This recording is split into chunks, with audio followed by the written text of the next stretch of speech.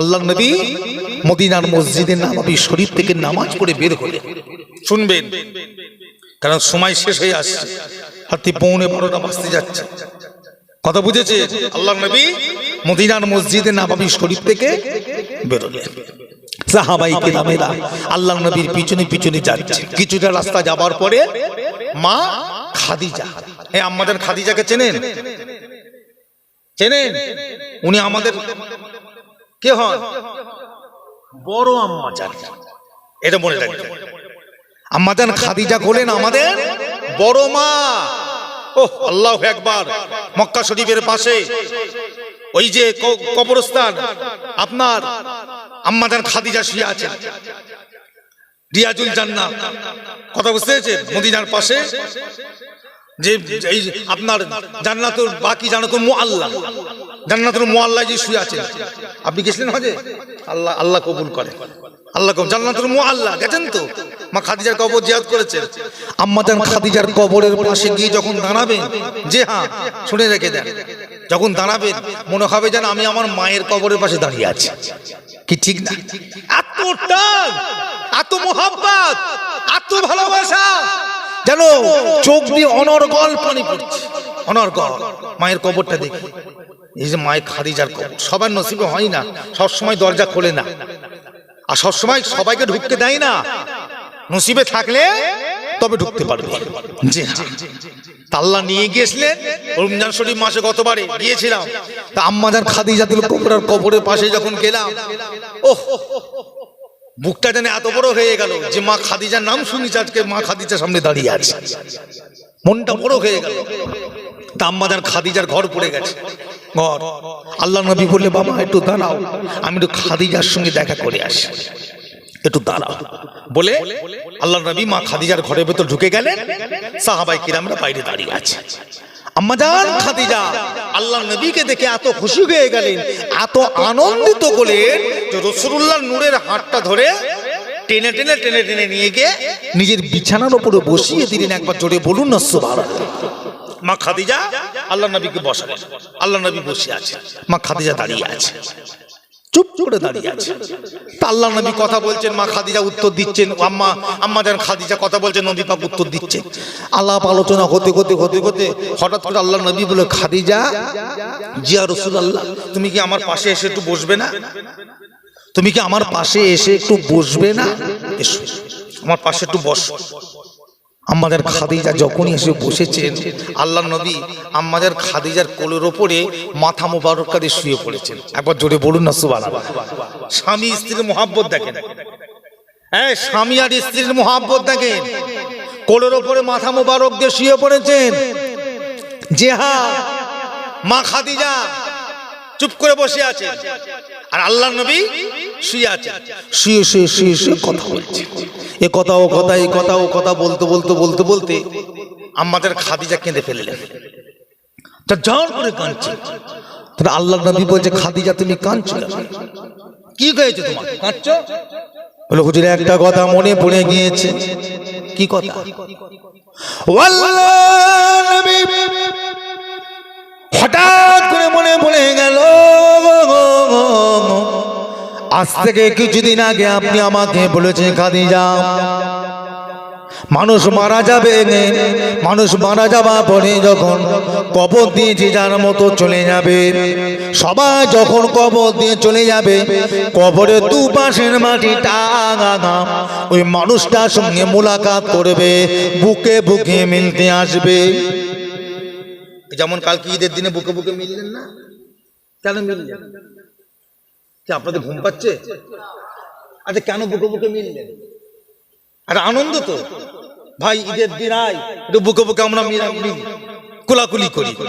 তা কবর ওই রকম বান্দাকে পেয়ে কবর আনন্দ করবে, ও আল্লাহর বান্দা আমার কাছে এসেছে, একটু আসো, এটা আল্লাহর বান্দার সঙ্গে আমি একটু বুকে বুকে মিলি। বান্দা সঙ্গে কবর বুকে বুকে মিলতে আসবে, ওই দুদিকের মাটি এসে চেপে ধরবে। আম্মা জান আল্লাহ রাসূল বলেছেন, খাদিজা এত জোর চেপে ধরবে যে মানুষের হাড় হাড্ডি গোস্তগুলো ধুলোর মতো করে ফেলবে, প্রত্যেকটা মানুষ এত জোর চেপে ধরবে, আবার সরে চলে যাবে, আমার টিপে ধরবে, আবার সরে চলে যাবে, আমার টিপে ধরবে, আবার সরে চলে যাবে। এই রকম করে 3 বার প্রত্যেকটা মানুষের সঙ্গে কবর 3 বার করে ব্যবহার করবে। এই ব্যবহার আমাদের খাদিজা বলছে, হুজুর এইরকম যদি আমাকে টিপে ধরে, এই রকম যদি আমাকে টিপে ধরে হুজুর আমি কেমন করে সহ্য করব? আমার তো শরীরে ক্ষমতা নেই, পাওয়ার নেই, আমি বুড়ি। মা খাদিজা বলছে আমি বুড়ি, আর নবী পাকের বয়স তখন 40 বছর। একবার জোরে বলুন না সুবহানাল্লাহ। আর আমাদের খাদিজার বয়স তখন কত বলেন? নবীর যখন 40, আমাদের আম্মাদের বয়স তখন কত? 55। 15 বছরের বড়, 15 বছর তার মানে বুড়ি হয়ে গেছে। 55 বছরের মেয়ে মানে তো বুড়ি হয়ে গেছে। তা আম্মাজান তখন বয়স হয়ে গেছে, বুড়ি হয়ে গেছে। তা আল্লাহ নবী বলছে, খাদিজা, ও খাদিজা চিন্তা করছো কেন? আল্লাহ পাক তোমাকে হেফাজত করবে। বলি ইয়া রাসূলুল্লাহ, হাবিবাল্লাহ, হুজুর আমি বিশ্বাস করি আল্লাহ পাক আমাকে হেফাজত করবে, তবে একটা কথা আমি সহ্য কেমন করে করব, এই জন্য আমি কাঁদছি। আল্লাহ নবী বললেন, ও খাদিজা চিন্তা করো না, চিন্তা করো না, আমার আল্লাহ পাক তোমাকে হেফাজত করবে। বলি ইয়া রাসূলুল্লাহ, একটা কথা আপনাকে বলতে চাই। কি কথা বলতে চা বলো? বলি ইয়া রাসূলুল্লাহ, আমার মনের আশা, আমার মনের একটা ইচ্ছা, আপনার শরীরে যে জামা আছে, জুব্বা আছে, ওই জুব্বা জামাটা আমাকে দিতে হবে। আল্লাহ নবী বলে, খাদিজা অবশ্যই তোমাকে আমি দেবো, তবে আগে বলো দেখি আমাকে আমার জুব্বা জামা নিয়ে তুমি কি করবে? বলি ইয়া রাসূলুল্লাহ, ইয়া হাবিবাল্লাহ, হুজুর আপনার জুব্বা জামানে হুজুর আমি ইন্তেকালে পড়ে আমাকে কাফন করে দেয়া হবে, হুজুর আমাকে কাফন করে দেয়া হবে, ওটা নিয়ে আমি কবরে যাব। আল্লাহ নবী বললেন, ও খাদিজা চিন্তা করো না খাদিজা, আমি রাসূলুল্লাহ কথা দিলাম তুমি ইন্তেকালের পরে আমার জুব্বা দিয়ে তোমাকে কাফন করে দেব। ও খাদিজা, তবে একটা কথা আমাকে বলো, আমার জুব্বা তোমার কাপড় কবরে নিয়ে গেলে কি লাভ হবে? ইয়া রাসূলুল্লাহ, হাবিবাল্লাহ, যদি আপনার জুব্বা পরে যদি আমি কবরে যেতে পারি, আল্লাহ পাক কিয়ামত পর্যন্ত আমার কবরের আযাব মাফ করে দেবে। একবার জোরে হবে না? নবী বলে, কেন? আমার জুব্বায় কি আছে? আমার জুব্বাতে কি আছে যে তোমার কবরে আযাব মাফ হয়ে যাবে? বলে, হুজুর আপনার জুব্বাতে আপনার জেশেম মুবারকের খুশবু আছে। একবার জোরে বলুন না সুবহানাল্লাহ। জেশেম বলতে কি? শরীর মুবারক। হুজুর আপনার শরীর মুবারকের খুশবু আছে। হুজুর আমি জানি এই জামাটা তার শরীরে থাকবে, কিয়ামত পর্যন্ত আল্লাহ তার শরীরের আযাবকে আল্লাহ পাক মাফ করে দেবে।